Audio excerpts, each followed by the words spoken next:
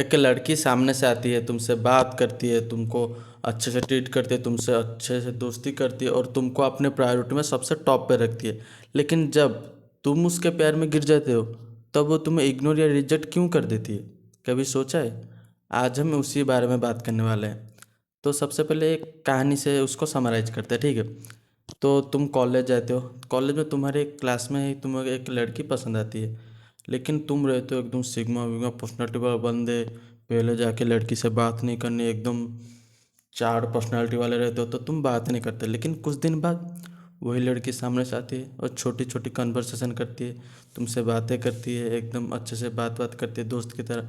धीरे धीरे तुम्हारी दोस्ती आगे बढ़ती है, नंबर एक्सचेंज होते हैं, तुम छोटे छोटे डेट्स पे जाते हो, मंदिर वगैरह पे हो गया, या फिर तुम्हारे घंटों घंटों कॉल पे बातें चलती है, व्हाट्सएप पे लेट नाइट तक चैट चलती रहती है।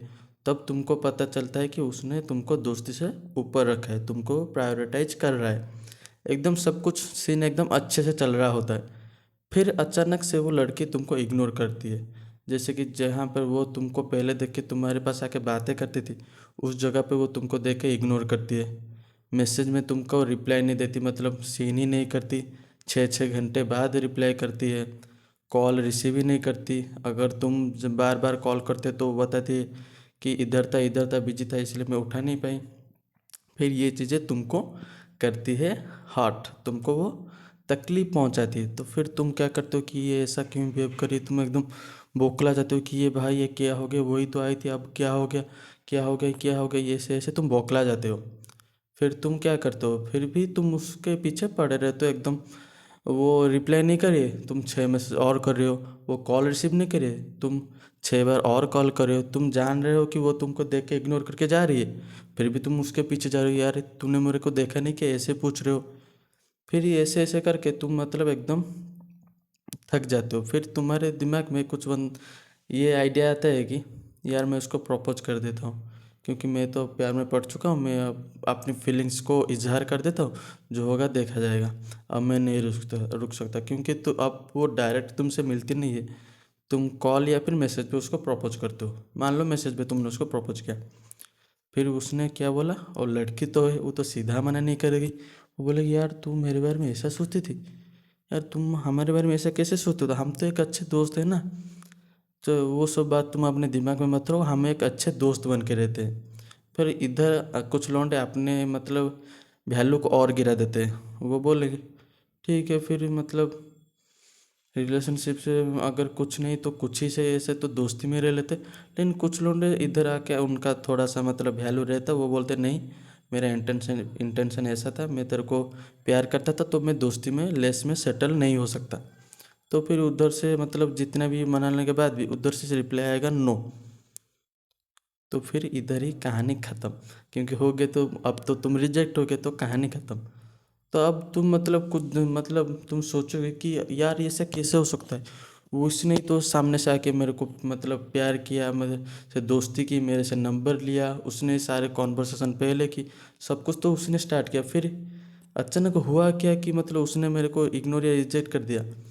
तो फिर इसका सॉल्यूशन क्या है? इसका सिंपल सा आंसर ये है कि तुम थोड़ा सा फ्लैशबैक में जाओ, देखो कि वो लड़की कब तुम्हारे पास आई थी, जब तुम एकदम हाई, तुम्हारे एक बाउंड्री सेट थी, तुम एक हाई वैल्यू मैन थे, किसी से जाके मतलब ऐसे ही चढ़ के बातें नहीं कर रहे थे, ओवर रिएक्ट नहीं कर रहे थे, नॉर्मली चल रहे थे, तभी उस वो तुम्हारे पास आई थी और वो तभी तुम्हारे से बात करते। लेकिन जब उसने तुम्हारे साथ अच्छे से बात किया, तुम भी अच्छे से बात किए, तो फिर उसने बीच में किया तुमको टेस्ट, उसने बीच में जानबूझ के किया तुमको इग्नोर, ये टेस्ट करने के तुम हाई वैल्यू मैन हो कि नहीं। लेकिन उधर तुमने क्या किया, पागल हो गए, यार ये क्यों मैसेज नहीं कर रही है, क्यों ये नहीं करे, कि मैसेज का रिप्लाई क्यों नहीं करे, कॉल का रिप्लाई क्यों नहीं करे, मेरे को इग्नोर क्यों कर।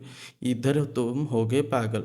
जब उसके इग्नोर करने पे तुम एकदम बौखला गए और तुम सहन नहीं कर पाए और तुम पागल जैसे बिहेव करने लगे और रिएक्ट करने लगे, इधर ही वो मतलब सोच में पड़े कि यार मैं जिस कैरेक्टर के साथ अट्रैक्शन मेरा हुआ था, जिस कैरेक्टर में मैं इंटरेस्टेड था, ये वो कैरेक्टर अब रहा ही नहीं, क्योंकि तुम अपने कैरेक्टर को पूरा डिस्ट्रॉय कर चुके हो। तो उसको प्रायोरिटी में टॉप पे रखते हो और अपनी अलग अलग चीज़ों को एकदम साइड कर देते हो, एकदम भूल ही जाते हो, और यही तुम सबसे बड़ी गलती करते हो, बड़ी गलती करते हो। तो वो सोचती है यार जिस कैरेक्टर के लिए मैं आया था ये वो कैरेक्टर अब रहा ही नहीं, तो इसीलिए वो तुम में इंटरेस्ट लूज करने लगती है और इसी वजह से तुम हो जाते हो रिजेक्ट। और जो लौंडे अभी भी फ्रेंड जोन में है वो बस उनके उनका मतलब एक मशीन बन के रहे कि जब अटेंशन हो चाहिए होगा मैं इससे मैसेज कर लूँगी और तुम भी एकदम रेडी रहे होगे, हाँ हाँ मैं इससे केयर करूँगा, इसकी और केयर करूँगा, तभी जाके ये मेरी फीलिंग समझेगी, मेरी वैल्यू समझे और जाने कि कितने अच्छे लड़के को मैंने रिजेक्ट कर दिया और वो मेरे साथ रिलेशनशिप में आ जाएगी। अरे भाई ऐसा कुछ नहीं होने वाला, उसने बस तेरे को साइड किया और उसके माइंड में तेरी पर्सनालिटी ऐसा है कि जब उसका कोई मेन बंदा ऑनलाइन नहीं होगा तभी जाके वो तेरे पास आके उसकी नीड फुलफिल करेगी, जैसे कि जो अटेंशन चाहिए लड़कियों को वो तेरे से लेगी। तो फ्रेंड जोन तो रहना ही मत, सबसे बड़ी बात। तो अब तुम समझ गए होगे कि लड़की पहले अटेंशन देती थी, फिर तुम क्यों जब उसके प्यार में पड़ गए फिर उसने तुमको इग्नोर क्यों किया। अब तो तुम क्लियर हो गए होगे। अब कमेंट में ये बताना कि अब तक तुम फ्रेंड जोन में हो या फिर रिलेशनशिप में हो या फिर रिजेक्ट हो चुके हो, अभी तुम्हारा स्टेटस क्या है। अगर ऐसे ही मतलब खुद को इम्प्रूव करने वाले टॉपिक पे वीडियो चाहते हो तो सब्सक्राइब करना और लाइक ज़रूर करना।